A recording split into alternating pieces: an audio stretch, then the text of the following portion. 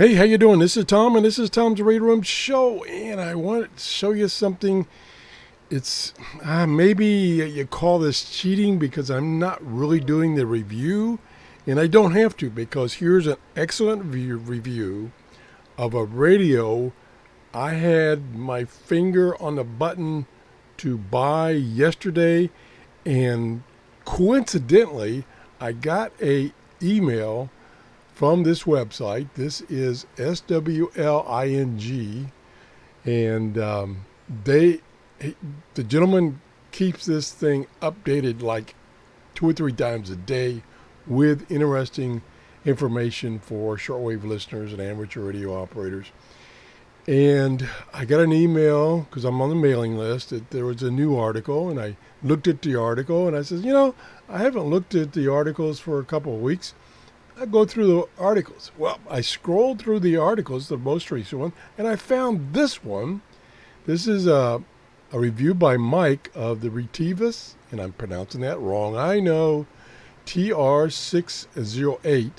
It's AM/FM airband shortwave receiver, and I was right on the verge of punching the button to get one of these, and I found this, and I'm glad I did. So here it is. Looks pretty interesting. Has a lot of features. And I thought, man, this would be cool. And I've gotten a number of radios from them that they've sent me for review, and they've all turned out really good. But you read this, and he did a detailed review. He lists all the pros: sleep timers, scanning, auto memory fill, uses replaceable AA batteries, full shortwave coverage, not just a piece of the the band, nice display, no annoying beep when you're tuning.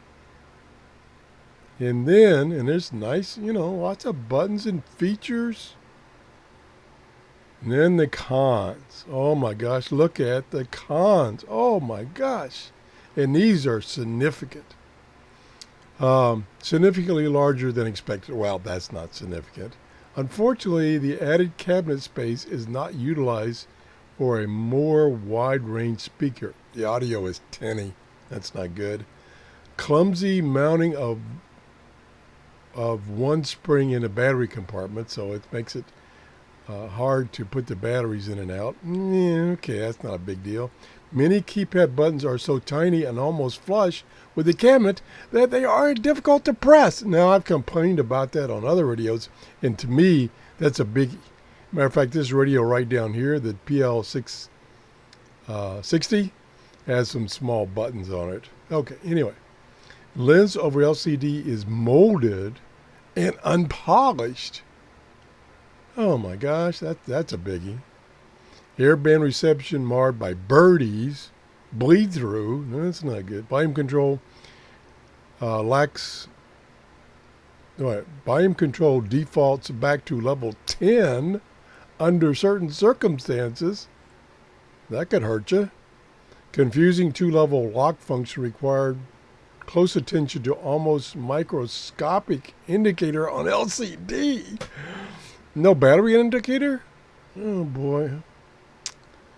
Rotary knobs used for both tuning and volume adjustment. No detent, so it can be easily spin off target. That's not good.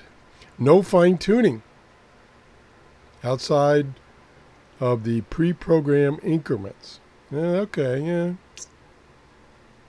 Medium wave selectivity is a bit too wide for congested night reception. Well, that would be my area, congested. Medium wave reception occasionally exhibits weird artifacts. And then, showstopper. Medium wave band assignments marred by 9 kilohertz centric firmware bug. Even after changing to 10 kilohertz channel spacing, undocumented, the CPU still thinks it's in 9 megahertz. Well, that's a showstopper. Anyway, this is a great review. I just kind of glossed over it. You can go through it and read it in more detail. But It's one of those appears. Now, as I've mentioned in a lot of my reviews, especially about Chinese radios, they can vary from radio to radio. So it might be just the radio he got. So I'm going to do some more investigation and see what the reviews are on Amazon. I don't think there were any at the time I was looking at it. And maybe this is no buy. No can buy this, although it looks nice. Got a nice display. Doesn't sound good. Thanks to Mike for this detailed review. And check it out. Like I say, this is a great website. It's got all kinds of reviews. I'll just quickly, let's go back just quickly to home page. And here's a very detailed article about the DX camp at Marjo Island in November. Lots of pictures, a lot of details, lots of videos. So this is a great website. And I thank the gentleman who continues to keep this updated. And he even have a section on just shortwave radio reviews. I'll go there briefly. And he goes through all kinds of radios. So check it out. This is very simply lowercase swling.com. Check it out and check out Mike's review of that radio that I'm going to put a hold on buying one right now. Happy New Year and have a great day. Bye-bye.